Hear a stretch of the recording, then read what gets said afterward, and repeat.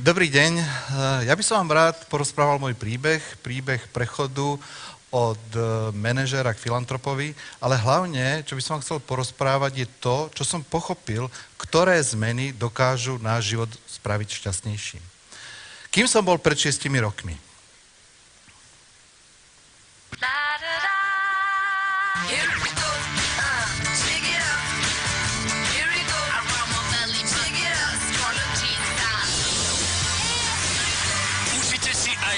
Splátkový festival od Quatra.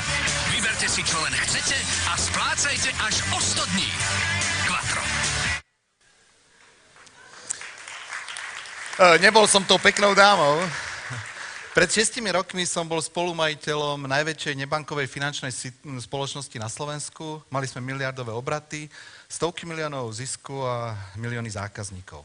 Po 15 rokoch podnikania som ale pochopil, že som dostal od života strašne veľa a je čas to životu vrátiť. A preto som sa rozhodol čas svojich peňazí, svoju energiu, pokiaľ mám aj nejaké schopnosti, venovať charite a týmto som dnes. Toto je skutočný príbeh. Moja malá Julinka ma skoro nevidí. Má nádory na oboch očkách. Veľmi sa bojím, že zomrie. Neboj sa, mami, ja budem žiť. Dobrí ľudia, staňme sa všetci dobrými anielmi. Prispievajme každý mesiac ľuďom s rakovinou, ktorí tak veľmi túžia žiť. Ďakujem, dobrý anieli. Takže dnes sa venujem charite Dobrému anielovi. Prerozdelili sme už rodinám, kde dieťa má rakovinu, stovky miliónov korún. Máme vyše 100 000 darcov Dobrých anielov na Slovensku. Projekt sme rozbehli už aj v Čechách a už sme pomohli vyše 4500 rodinám na Slovensku.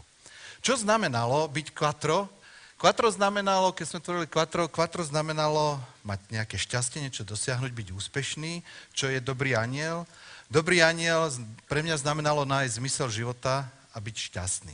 Často sa ma mnohí mladí ľudia pýtajú, ako dokázať, ako byť úspešný. Čo máme spraviť, keď budeme za 5, za 10 rokov mať milióny korún majetkov, mať osobnú asistentku, mať veľké auto. Čo máme spraviť bez toho, aby sme niečo nesprivatizovali, niečo nevytunelovali a niekoho, neviem koho, podplatili. Čo máme spraviť, aby za 5 tu teraz sedíte a za 5, za 10 rokov chcete byť tým úspešným manažérom v tom obrovskom aute? Mnohokrát sa ma to mladí ľudia pýtajú, čo máme spraviť. V princípe stačí splniť dve podmienky. Prvá, musíte byť v niečom výborný a v niečom výnimočný. Teraz si poviete, 95% v tejto sále si povie, yes, to som aj ja. Už som tam. Potom je ale ešte taká malá druhá podmienka. Musíte byť pripravení mať šťastie a chytiť obláčik šťastia. Viete, okolo nás v živote niekedy v nejakom čase prepláva obláčik šťastia. Ja ďakujem organizátorom, že mi tu dali obláčiky. Niekedy, on prepláva možno raz za rok, možno prepláva raz za 5 rokov. A vy musíte byť pripravení, keď ten obláčik šťastia okolo vás prejde, na ňo vyskočiť. Možno príde vám ponuka na lepšiu prácu, možno vás priateľ osloví, že má fantastický podnikateľský plán, aby ste šli s ním podnikať a možno vás samého niečo napadne. Wow, to je bomba. Ak ten obláčik šťastia okolo vás príde a vy ste pripravení a vy na ňo vyskočíte a ten obláčik chytíte, potom idete. Má to jeden problém, že nie každý z tých obláčikov, ktorý po tejto oblohe chodí a pobehuje, je ten obláčik šťastia. Takže mnohokrát, keď aj vyskočíte, tak rachnete dole, spravíte si modriny, neverili by ste, koľko ja už som v živote mal modrín, polámete si ruky, nohy, ale musíte byť vytrvalí a musíte to skúšať. Pre tých z vás, pre tých pár percent, ktorým sa to podarí a za 5, za 10 rokov budete mať tie obrovské milióny a obrovské autá, mám jednu zlú správu. Pre tú väčšinu, ktorí tu sedí a ktorým sa to možno nepodarí, mám jednu dobrú správu. Mať šťastie vôbec neznamená, že budete šťastní. Ja sa stretávam s ľuďmi, ktorí majú stovky miliónov korún, miliardy korún, mám možnosť sa s nimi stretávať, chodiť s nimi hrať golf, chodiť sa s nimi potápať. Viete, koľko je tam málo šťastia medzi tými ľuďmi? Koľko tí, o čom mnohí my snívame, ktorí sú pre nás vzory, čím by sme chceli byť, čo by sme chceli mať, kde by sme chceli stať, koľko je tam málo šťastia? Viete, Dalaj Lama si z nás robí srandu. On hovorí, viete, vy si tak postavíte cieľ a potom si poviete, keď k tomu cieľu dobehnem ako pretekár, keď k nemu dobehnem, tak budem šťastný. Takže postavíte si cieľ, sa rozbehnete, bežíte a už sa priblížite k cieľu a vám si poviete a posuniete ho ďalej. Zase bežíte a zase ho posuniete ďalej. Viete, keď sme skončili školu, väčšina z nás, tak som mali takú predstavu, keď budem mať školu, keď sme končili školu, tak možno raz za pár rokov by som chcel bývať v takom peknom byte so svojou manželkou, priateľkou, s niečím. To by bolo super. Za 5 rokov ste v tom byte, už tam v ňom sedíte, je krásny, je v novej štvrti. Čo ty, ale... Budeme mať deti a taká záhradka. Tak idete, 5 rokov makáme, domček, už sme v ňom. Ale čo chata? Ty vieš, že naši známi majú chatu? A po chate? No tak tam nebudeme bývať v takom malom domčeku. Neustále si posúvame svoju latku. Myslíme si, že keď prídeme na určité miesto, že budeme šťastní a my už tam prídeme, už sme tam a zase to posunieme ďalej. A zase bežíme ďalej. A to je náš problém. Máte 1. milión, zarobíte 1. milión a zrazu, ale on má 10. Máte 10, ale on má 100. To je nekonečný príbeh, v ktorom dokážeme my bežať. Existuje jedno staré čínske príslovie porekalo, ten, kto vie, kedy má dosť, kto to nevie, nikdy nebude mať dosť. Viete, prvá zmena, ktorú ja som si uvedomil preto, aby sme mali šťastnejší život, je naučiť si vážiť toho, čo máme a byť spokojný s tým, čo dostávame. Vždy bude od vás niekto bohatší, mladší, krajší, bude mať menšie brucho, viacej vlasov, vždy bude takýto človek a je len otázka uhlu, kde sa pozriete. A preto prvá zmena, ktorú by som vám chcel v tejto prednáške moje povedať, je zmeňte svoj uhol pohľadu na svet, začnite byť spokojní a vážte si to, čo máte. To dievčatko, ktoré ste videli v tom spote, tá Julinka, keď som ju mal na rukách, mala 2 roky. Vtedy som už vedel, že zomrie. Mal som ju na rukách, bol som ich navštíviť v malej dedinke na strednom Slovensku a vedel som, že zomrie. Doma v tom čase som mal presne rovnakú 2-ročnú dcéru a viete, keď nájdete tú odvahu a dotknete sa utrpenia, pochopíte, že to, čo si my myslíme, že sú problémy, to vôbec nie sú problémy. Skutočné problémy vyzerajú celkom, ale celkom inak. Ale stačí nám zmeniť iba uhol pohľadu na svet, aby sme boli šťastnejší? Dokážeme my, ľudia, ktorí tu žijeme v Európe, sa obrátiť len do svojho vnútra a dokážeme byť šťastní? Ja týmto ľuďom závidím, ale myslím si, že je veľmi malé percento ľudí, ktorí to dokáže, aby bolo len svojim vnútorným zmenou uhla pohľadu, aby bolo skutočne šťastným. A vieme byť aktívni na tom, čo vieme spraviť. Viete, a tu som prišiel k takému jednému paradoxu v našej mysli, ktorá nám v tom bráni.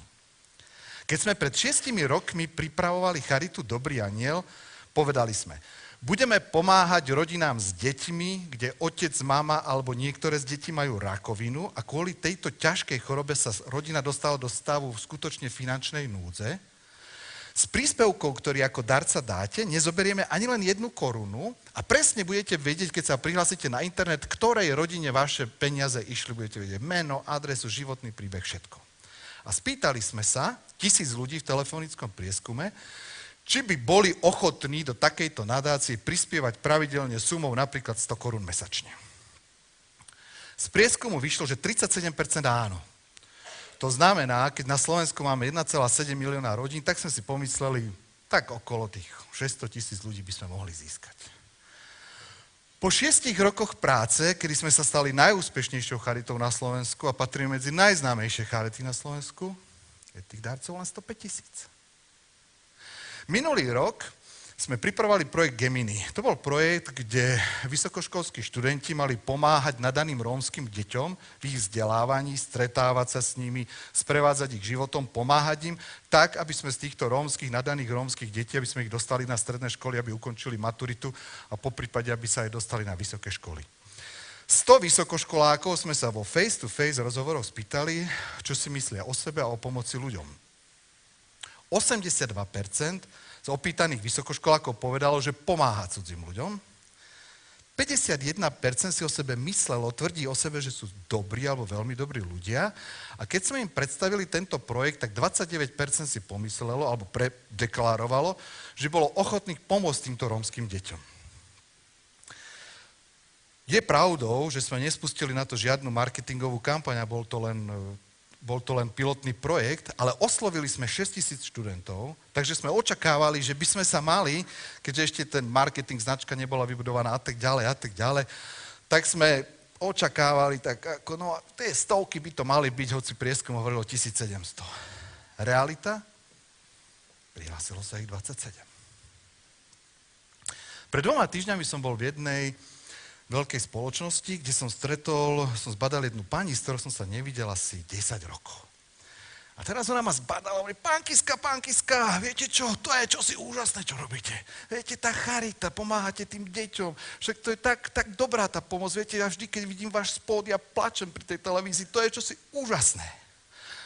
Ja som sa aj poďakoval a spýtal som sa, a ste našim prispievateľom? Ste darcom, dobrým andelom? No nie, ale uvažovala som o tom. Takýchto rozhovorov som už absolvoval asi 100. Pýtam sa taxikárov, predavačiek, pracovníkov reklamných agentúr, z finančných spoločností. Poznáte Dobrého anjela? Jasné, že poznám, že to na Slovensku pozná každý. To je výborný projekt. A ste dobrým anjelom? No nie som ešte, ale plánujem, už som o tom uvažoval. A to je totiž paradox našej mysle. My totiž veľmi často snívame o niečom. Plánujeme, radi rozprávame o tom, čo máme v pláne. Rozprávame o tom, ako pomôžeme druhým. Ako spravíme zmenu v práci, ako si možno nájdeme alebo vysporiadame vzťahy s partnerom. Plačeme večer pri romantických filmoch, pri kinách. Snívame o tom, ale na druhej strane sa bojíme. Bojíme sa veci meniť. Radi žijeme v pohodlnom stereotype. Namiesto toho, aby sme uvažovali o zmene práce, radšej pôjdem do tej práce, však aj tak, hoci to nie je tá výhra, radšej tam budem sedieť. S partnerom si naše vzťahy nevyjasníme. Je síce trošku čudný, ale on ma určite miluje. Viete, to sú také tie vety, ktoré my nie sme ochotní. A viete, čo je najhoršie? Najhoršie, na čo som prišiel, keď sa takto s ľuďmi rozprávam, je, že my časom sa stotožníme to, o čom hovoríme. My sa stotožníme so svojimi snami, to, čo prežívame v našich hlavách, začneme si skutočne o sebe myslieť, že takí sme. Začneme klamať sami seba a svoje okolie. My dokážeme, ako tá pani, ona bola o sebe presvedčená, že ona je fantastický a dobrý človek, ale do Dobrého anjela sa nezapojila. A preto druhá zmena, ktorú ja som prišiel k tomu, aby ste mali šťastnejší život, je nebojte sa veci meniť. Pretože nie je to, o čom snívate, čo si o sebe myslíte alebo čo hovoríte, ale to, čo spravíte, čo vykonáte, čo uvidíte ako výsledok vašej práce, z vás spraví skutočne šťastných ľudí. Preto nebojte sa zmeniť uhol pohľadu na svet, na seba, na svoje okolie, prestaňte snívať, prestaňte rozprávať a začnite konať, a určite aj z vás bude dobrý anjel. Ďakujem.